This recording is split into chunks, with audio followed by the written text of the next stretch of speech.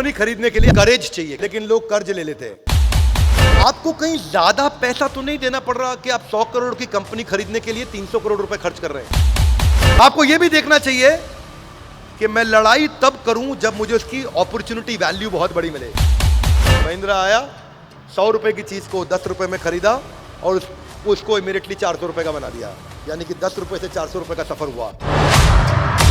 लो performing culture क्यों होता है? वीक लीडर के कारण। लो वैल्यू कल्चर क्यों होता है? वीक लीडर के कारण। एक इमोरल लीडर को मारना जरूरी है। अगर फैमिली में लीडर्स को मैंने मार दिया यहां पे, तो दुर्योधन की पत्नी बच्चे बर्बाद, दुशासन की पत्नी बच्चे बर्बाद। तो भगवान एक और कारण दे रहा हूं कि मैं युद्ध नहीं करूंगा।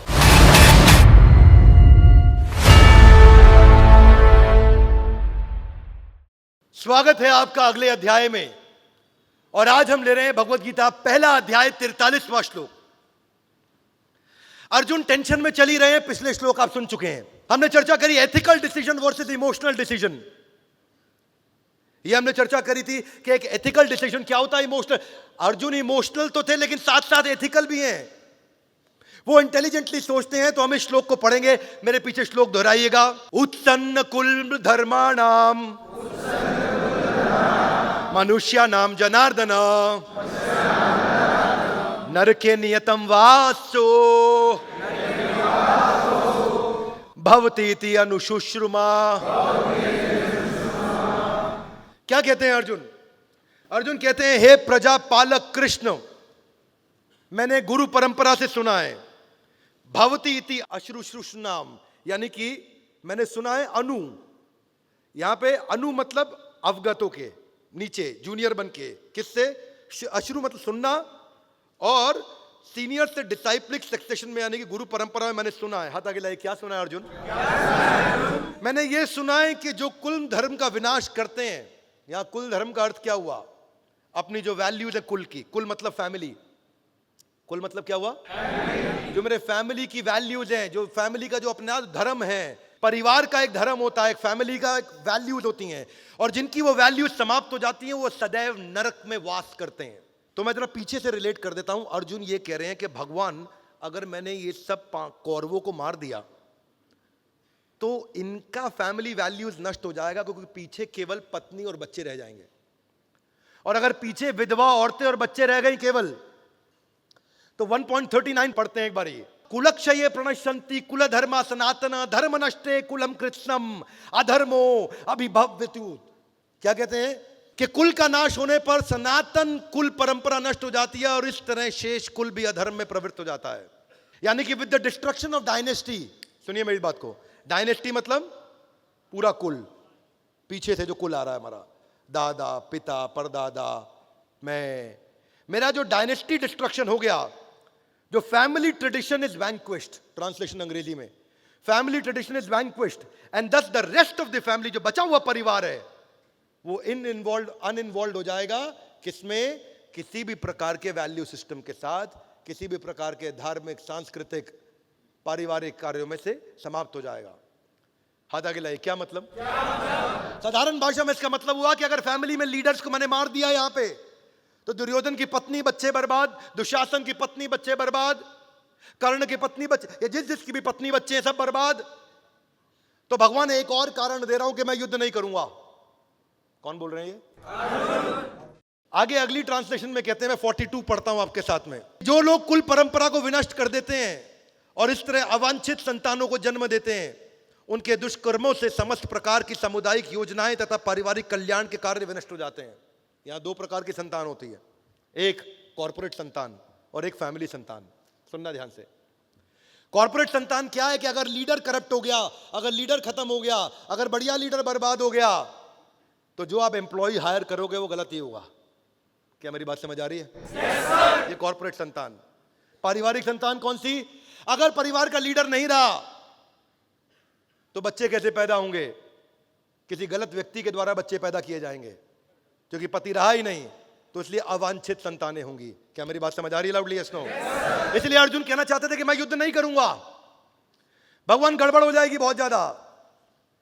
अगले श्लोक में कहते हैं, हे प्रजापालक कृष्ण, मैंने गुरु परंपरा से सुना है, जहां से हमने शुरू किया था, कि जो लोग विनाश कर देंगे इसका, वो सदैव नरक में वास करते हैं।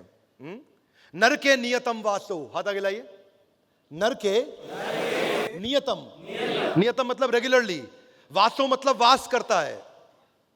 भवती, ये भव सुना आपने वर्ड भव, आयुष्मान भव, ऐसा हो, ऐसा होगा। भवती मतलब ऐसा होगा। और ये मैंने सुना है, समझा है, सीखा है आज तक कृष्ण। तो क्या कृष्ण आप ये कहना चाहेंगे जो मैंने सीखा है वो गलत है? मैंने आप भी सब गुरुजनों से तो सीखा है, तो मैंने तो सही सीखा है, इसलिए हाथ आगे लाइए। हे भगवान, एक और कारण सुन लो, मैंने डिसीजन ले लिया है, मैं युद्ध नहीं करूंगा। तो अर्जुन ठीक कह रहे हैं, गलत कह रहे हैं? एक्चुअली अर्जुन ठीक भी कह रहे हैं, गलत भी कह रहे हैं, पर मायोपिक दृष्टिकोण से देख रहे हैं। अर्जुन अभी यह समझ नहीं पा रहे कि जब कई बार आपको एक इमोरल किंग को, एक इमोरल लीडर को मारना जरूरी है। हर कंपनी में कुछ इमोरल लीडर मिल जाते हैं, कभी कभी उनको मारना जरूरी है। हाथ आगे लाइए। कैसे मारेंगे? चाकू से? चाकू से नहीं।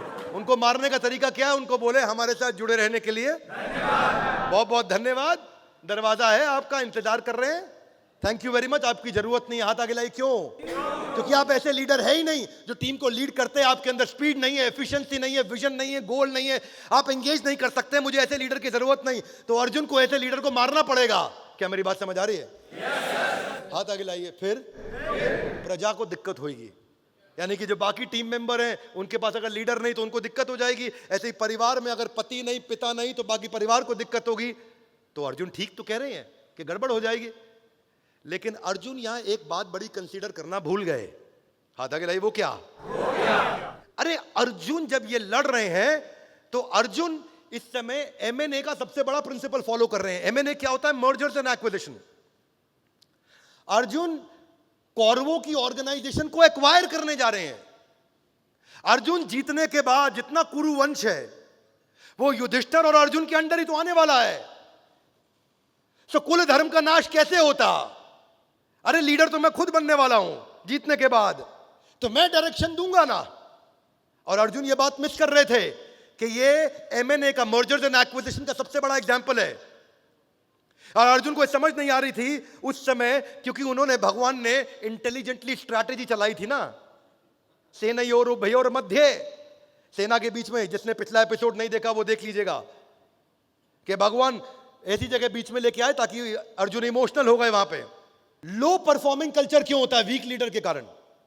लो वैल्यू कल्चर क्यों होता है? वीक लीडर के कारण। इसलिए हमेशा बिल गेट्स क्या बोलते हैं? अपनी कंपनी के 10% लीडर्स को और पूरी कंपनी के 10% एम्प्लॉइज को हर साल निकालना चाहिए। क्या मेरी बात समझ आ रही है? और यहां पे अर्जुन उनको निकाल रहे हैं ताकि एवरेज परफॉर्मेंस के कल्चर को खत्म कर सके। लीडर बनने से पहले मेरा काम होता है अपने आप को ठीक करना, लीडर बनने के बाद मेरा काम होता है अपनी सारी प्रजा को ठीक करना। अब अर्जुन ये समझ नहीं पा रहे थे कि मैं जो ये एक्विजिशन कर रहा हूं उसके मुझे फायदे और नुकसान क्या होंगे। आपको क्या लगता है क्या फायदा होगा? पहला फायदा ये होगा, इकोनॉमीज ऑफ स्केल बिल्ड होगा। क्योंकि मैं केवल पहले पांडु पुत्र था, अब मैं इस समय भरतवंशी एक ऐसा राजा बनने वाला हूं जिसमें मैं दोनों डायनेस्टीज को लीड करूंगा। तो मेरी एक लीडरशिप 2 डायनेस्टीज को ड्राइव करेगी, सेम लीडरशिप बिगर टेरिटरी को ड्राइव करेगी, नई ज्योग्राफी को ड्राइव करेगी।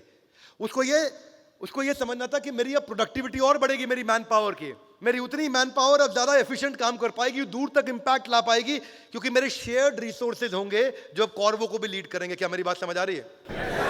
वो युद्ध के बाद को ठीक से पूरा नहीं देख पा रहे थे। वो ये नहीं देख रहे थे कि मेरी फाइनेंशियल कैपेबिलिटी बढ़ेगी और मैं अपनी प्रजा को और अच्छा से देख पाऊंगा। हाथ आगे लाइए। कैसे? क्योंकि नए एसेट जो कौरवों के थे वो अब पांडवों के हो जाएंगे। क्या मेरी बात समझ आ रही है? वो ये नहीं समझ पा रहे थे कि मेरी टेक्निकल कॉम्पिटेंस बढ़ेगी, मेरे पास आर्म्स और एम्युनिशन एक्स्ट्रा आ जाएंगे। वो ये नहीं समझ पा रहे थे कि मैं अब यहां पे मेरी डोमेस्टिक मार्केट प्रेजेंस से एक इंटरनेशनल ग्लोबल प्रेजेंस हो जाएगी, क्योंकि कौरवों के सारे अलायंस भी अब मेरे हो जाएंगे। मेरी एक ऐसी गुडविल बढ़ेगी और एक स्पीड आएगी। हाँ, ऐसा नहीं है केवल फायदा ही फायदा है, युद्ध में नुकसान भी होते हैं। हाथ आगे लाइए। कैसे? देखिए, डीमेरिट्स भी हो सकते हैं। आपको क्या लगता है क्या डीमेरिट होंगे क्या अर्जुन के एक्विजिशन पे? क्या नुकसान होंगे? अर्जुन अगर उनको एक्वायर करने जा रहे हैं, जो कंपनी को एक्वायर कर रहे हैं उसके जो एम्प्लॉय बचे हुए हैं उनके माइंड में इनसिक्योरिटी होती है, ये नई कंपनी आएगी क्या होगा, जब महिंद्रा ने सत्यम को एक्वायर किया, सत्यम में रामालिंगम राजू का फ्रॉड था, तो लेकिन उनके एम्प्लॉय के मन में था कि महिंद्रा हमारे साथ क्या करेगी। ऐसे ही कौरवों के जो बचे हुए परिवार हैं, उनके सदस्यों के मन में ये शंका हो सकती है कि पांडव हमारे साथ क्या करेंगे। क्या मेरी बात समझ आ रही है? इनसिक्योरिटी हो सकती थी, पर क्योंकि युधिष्ठिर है यहाँ पे, तो युधिष्ठिर ये उतने ही सच्चे इंसान है जितना सच ये है कि सूरज उगेगा और ढलेगा।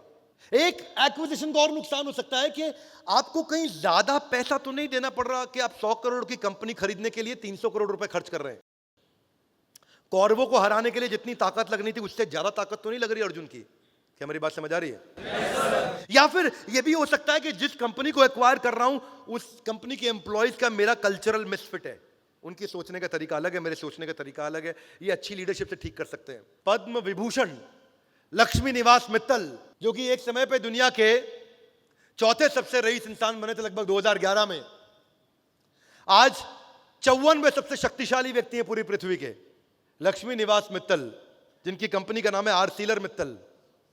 आखिरी कील जब उन्होंने ठोकी थी ना, उन्होंने आर्सिलर कंपनी खरीद ली थी। उनकी शुरुआत 1960s 70s में इंडोनेशिया की एक वीक स्टील कंपनी जो कि फेल हो चुकी थी उसको खरीदने से हुई। लक्ष्मी निवास मित्तल ने अपना बनाया हुआ धंधा नहीं किया क्रिएट, हमेशा 100 रुपए की कंपनी को 20 रुपए में खरीदा, गोरिल्ला वॉरफेयर, और उसको बाद में 200 रुपए का बनाया। क्या मेरी बात समझ आ रही है? 100 करोड़ की कंपनी को 20 करोड़ में खरीदा और बाद में 200 करोड़ बनाया। आर्सिलर मित्तल को फोर्ब्स की लिस्ट में आज 57वां सबसे शक्तिशाली आदमी माना जाता है दुनिया का। उनकी बेटी जो है वानिशा की जब शादी हुई थी तो दुनिया की दूसरी सबसे महंगी शादी मनाई गई थी। हाथ आगे लाइए, इतना पैसा कहां से आया? कौरवों को एक्वायर करके। उन्होंने बहुत कौरवों को एक्वायर किया था, जैसे यहां पांडुपुत्रों ने किया, और उसीलिए वो आगे बढ़े। पहला रिस्क उनका 1976 में था, और आज कजाक सरकार की एक वीक कंपनी थी, जो सरकारी कंपनी थी, उसको खरीदने के बाद ये 2004 में 5 मिलियन मेट्रिक टन का जो उन्होंने प्लांट लिया था, उसके बाद ये सबसे पावरफुल हो गए थे। बचा हुआ केवल एक कॉम्पिटिटर था इनका, आर्सिलर। जिस दिन आर्सिलर को भी खरीद लिया उसके बाद इनके खिलाफ सामने खड़ा होने वाला कोई नहीं बचा। अब पूरी दुनिया के अंदर सबसे बड़े प्लेयर बन चुके हैं, और दुनिया का 15% स्टील लोहा केवल यही बनाते हैं। और इनके बारे में कहा जाता है कि ये स्टील का प्लांट खरीदते हैं, उसको सोने का प्लांट बना देते हैं। स्टील को गोल्ड में कन्वर्ट करने की क्षमता है इनके पास। ये आर्सिलर मित्तल। पर ये नहीं है कि यार मैं भी खरीदूंगा। आप में से कई लोग खड़े हो जाएं जो वीडियो देख रहे हैं, हम हूं आर्सिलर मित्तल, मैं भी बन जाता हूं। क्या करना है आपको? कंपनी खरीदनी है? बोले हाँ खरीदनी है। बोले कैसे लेंगे? कंपनी खरीदने के लिए हाथ आगे लाइए, करेज चाहिए। क्या चाहिए? लेकिन लोग कर्ज ले लेते हैं। क्या ले लेते हैं? वो कर्जा ले लेते हैं, करेज नहीं बढ़ाते। और वही हुआ एमटेक ऑटो के साथ। अरविंद धाम बिलियन टू बस्ट, सबसे बड़े अरबपतियों में आज धूल में आकर के मिट्टी में मिल गए। हाथ आगे लाए, क्यों? ये भी खरीद लूं, वो भी खरीद लूं, यहां भी खरीद लूं, वहां भी खरीद लूं, और कर्जा ले लो, और कर्जा ले लो। 28 प्लांट से 54 प्लांट ऐसे ही पहुंच गए। यही हुआ किंग ऑफ गुड टाइम्स के साथ में। विजय माल ले गया। क्यों? वो जो देखो खरीद रहा था, जो मन कर रहा था खरीद रहा था। रात को ड्रिंक करते करते बातचीत चली, किसी ने आदमी उसके साथ अकड़ गया बात में, बोला तुझे खरीद लूंगा भाई, तुझे आज ही खरीद लेगा। King of good times. कर्जा ले लेकर ये खरीदोगे, बहुत दिक्कत होगी। वीडियोकॉन के साथ भी यही हुआ। वेणुगोपाल धूत कर्जा लेकर, करेज नहीं, कर्जा। भूषण स्टील, बाद में टाटा स्टील ने उसे खरीदा। दूसरा चीज, यही अर्जुन को भी समझना था। ऐसा तो नहीं कि मैं कर्जे में डूब रहा हूं, लेकिन अर्जुन ने इक्विटी डाइल्यूट करी थी, डेट फंडिंग नहीं करी थी। हाथ आगे लाइए, कैसे? अर्जुन पार्टनर्स लेकर के आए थे, अलायंसेस लेकर के आए थे, दूसरे राजा साथ में लेकर के आए थे, उधार लेके नहीं आए थे। एमटेक ऑटो के अरविंद धाम को मालूम नहीं था, वो उधार लेकर के आए थे बाजार में। अर्जुन हिस्सेदारी शेयर करके आए थे। बोले जीतेंगे अगर हम तो इतना हिस्सा तुम्हारा, तुम यहां के राजा, इतना हिस्सा तुम्हारा, तुम यहां के। अब भगवान कृष्ण की तो फिलॉसफी यही थी। जरासंध को जब मारा तो जरासंध के पुत्र को मगध नरेश बना दिया। भगवान कृष्ण की पहले से यही फिलॉसफी थी। तो ये क्या करते हैं? ये हिस्सेदारी देते हैं। वीडियोकॉन क्या करता है? एमटेक ऑटो क्या करता है? जेपी ग्रुप क्या करता है? शशि रुइया, रवि रुइया, एसआर रुइया ब्रदर्स क्या करते हैं? ये सब के सब लोग यही कॉमन गलती किया। तो दुर्योधन अर्जुन उस मामले में इंटेलिजेंट। बजाज कंज्यूमर केयर ने गलती किया, वो Bajaj almond drop hair oil बनाता है, सुना आपने? बहुत बढ़िया हेयर ऑयल है, मैंने काफी यूज किया है, पहले इस्तेमाल किया करता था मैं उसका। आमंड ड्रॉप हेयर ऑयल उनकी एक ही प्रोडक्ट, लेकिन बाद में उन्होंने नोमार्क्स कंपनी खरीद ली। क्या खरीद ली? एक्विजिशन। कंपनी अच्छी है,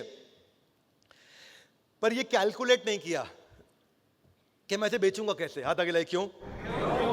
आमंड ड्रॉप मिलता है एफएमसीजी में, बनिए की दुकान पे, राशन की दुकान पे। नोमार्क्स बिकता है दवाई की दुकान पे, केमिस्ट की दुकान पे। मेरी जो सारा डिस्ट्रीब्यूशन नेटवर्क था वो राशन की दुकान का था। अब मुझे इसके चक्कर में नया डिस्ट्रीब्यूशन नेटवर्क बनाना पड़ गया, जो दवाई की दुकान के लिए पूरी नई टीम हायर करनी पड़ी, क्योंकि आज तक टीम तो राशन के हिसाब से सेट थी। तो वो प्रोडक्ट लेते जो राशन की दुकान पे बिकता, तो मेहनत नहीं करनी पड़ती, पूरी की पूरी एक प्रोडक्ट के चक्कर में नई टीम ने तैयार करनी पड़ती। तो ऐसा ना हो जाए यहां बैठे कई लोग वीडियो देखते हुए सोचे हम आर सेलर मित्तल, क्योंकि जो आप खरीदने जा रहे हो उससे अपनी ब्रांड आइडेंटिटी को समझो। हम जब पूरा कंटेंट बनाया 1 लाख वीडियोस का बड़ा बिजनेस जूनियर, तो पूरा घर में बैठ के नहीं बनाया, कुछ बाजार से एक्वायर करके लाए हम, कुछ हमने बनाया।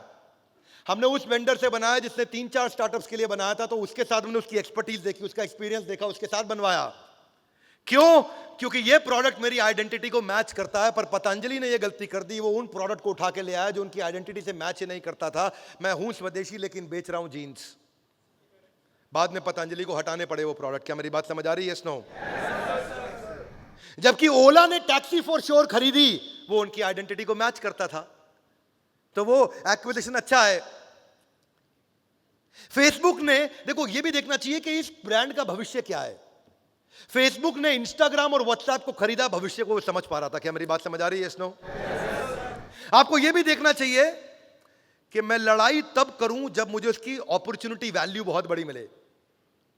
सत्यम के अंदर, सत्यम का शेयर मार्केट में शेयर रोज रोज औंधे मुंह गिर रहा था, उसकी कीमत खत्म हो गई थी, 1/10 कीमत नहीं रह गई थी, पर कंपनी में दम था, लीडर चोर था। महिंद्रा ने क्या बोला? मैं खरीदता हूं उसको, लीडरशिप मैं दूंगा। ये रियल एग्जांपल ऑफ महाभारत। यहां आकर के अर्जुन ने सस्ते में कौरवों को 18 दिन में निपटा दिया पूरा प्रोजेक्ट। यहां तो एक कंपनी खरीदने में 1-1 साल लग जाता है। क्या मेरी बात समझ आ रही है? और उन्होंने आकर के देखा कि भाई सत्यम बढ़िया कंपनी है, लेकिन लीडर रामलिंगम राजू गलत आदमी था। महिंद्रा आया, 100 रुपए की चीज को 10 रुपए में खरीदा और उसको इमीडिएटली 400 रुपए का बना दिया, यानी कि 10 रुपए से 400 रुपए का सफर हुआ। क्या मेरी बात समझ आ रही? Loudly yes no. रैनबैक्सी में भाइयों का झगड़ा चल रहा था, सन फार्मा आया, उसने रैनबैक्सी खरीद ली। कल्पना सरोज मामूली हवलदार की बेटी थी, कमानी ट्यूब जो कि सिक कंपनी कर्जे में डूबी, उसको खरीद ली, उसने उसको टर्न अराउंड किया। आज कल्पना सरोज को पूरा देश जानता है, उसको पूरा देश मानता है। उसकी कहानी सुनकर के लोगों की आंखों में आंसू आ जाते हैं। आज वो बड़ा बिजनेस की प्रोफेसर भी है। 2 तरीके हैं बाजार में घुसने के, या तो अपना नया प्रोडक्ट बना करके लेके आओ, या सामने का रेडीमेड प्रोडक्ट खरीद लो। नया बना के लाके तो जीरो से काम चालू करोगे, सामने का रेडीमेड खरीदोगे तो अगर वो 100 करोड़ का धंधा कर रहा तो आप 101 करोड़ से चालू करोगे। और इन सब का गॉड फादर, बिग डैडी, इन सब के बड़े पापा कौन है? ना पृथ्वी पे। वो तो बात ठीक है, वो सबसे बड़े पापा है, मान सकते हैं, मैं आपको प्रणाम करता हूं उसके लिए, आपकी भावना के लिए, आपकी फीलिंग्स के लिए। लेकिन अभी भारतवर्ष में इन सब का सबसे बड़ा गॉड फादर है, वो है गौतम भाई अडानी। गौतम भाई अडानी एक ऐसे आदमी है जिन्होंने लगभग कोई भी कंपनी खुद नहीं बनाई, इन्होंने सब कुछ खरीदा है। ये वेट करते हैं किसके ऊपर ईडी की रेड पड़ी है, ये वेट करते हैं किसको और भी वॉच डॉग्स जाके कंट्रोल कर रहे हैं, रेगुलेट कर रहे हैं। और वो जब कंपनी टूटने लगती है, बर्बाद होने लगती है, तो ये पहुंच जाते हैं, उसको खरीद के ले आते हैं। पिछले 5-7 सालों के अंदर 100 से ज्यादा कंपनियां खरीदी गौतम भाई अडानी ने। इनको बोलते हैं किंग ऑफ एक्विजिशन। इनके बारे में बोला जाता है ये बिजिएस्ट डील मेकर है गौतम भाई, busiest deal maker, king of acquisition. ACC के अलावा आज बाद में सीमेंट से लेके, पोर्ट से लेके, एनर्जी से लेके, सोलर से लेके, डेटा सेंटर से लेके, डिफेंस से लेके, मैन्युफैक्चरिंग से लेके, पावर ट्रांसमिशन से लेके, कोई धंधा नहीं बच रहा जहां पे कोई धंधा करता और गौतम भाई जाके उस कंपनी को ना खरीद के ले आए हो। वो कहते हैं मैं क्यों चालू करूं, तुम कर रहे हो ना, तुम्हें चलाना नहीं आता, हम तुम्हारी 100 रुपए की चीज को 10 रुपए में खरीदेंगे, अपने पोर्टफोलियो में लाते ही 200 रुपए की बना देंगे। और वही कारण है गौतम भाई अडानी इतने कम टाइम के अंदर भारत के सबसे अमीर इंसान बने और दुनिया के भी सबसे अमीर 5 लोगों में उनका नाम आया। Are you with me loudly? Yes no? ये टर्न अराउंड मॉडल है। अर्जुन भूल गया था कि वो टर्न अराउंड मैनेजमेंट पे काम कर सकता है। उसको ये टेंशन हो गई कि दुर्योधन की और कौरवों की पत्नी और बच्चों को क्या होगा। वो ये भूल गया कि मैं टाटा ग्रुप की तरह काम कर सकता हूं। मैं loss making Jaguar land rover जो 2008 में $520 मिलियन का नुकसान कर रही थी और 2018 आते आते वो $3,500 मिलियन के प्रॉफिट में आ गई। यही कौरव सारे के सारे आज जो इतना नुकसान कर रहे हैं, जब मैं इनको एक्वायर कर लूंगा तो मैं इनको प्रॉफिटेबल एंटिटी बना सकता हूं, क्योंकि मैं पांडव टाटा ग्रुप की तरह रन करता हूं, ईमानदार आदमी हूं।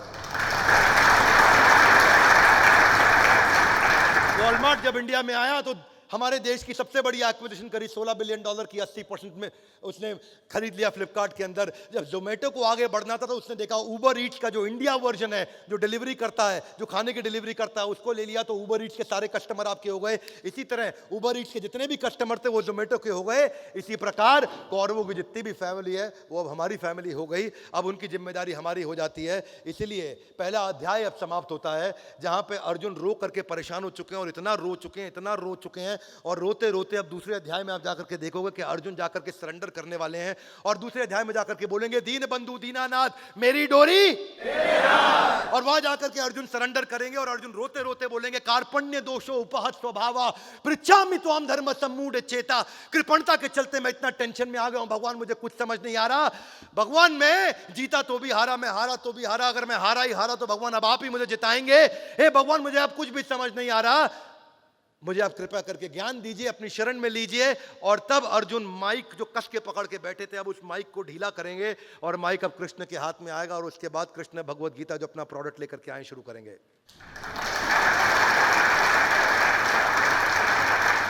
इसी के साथ हमारा पहला अध्याय समाप्त होता है। Gita in action a powerful series का हर वीडियो आपको देखना चाहिए। Would you agree with me loudly? Yes no?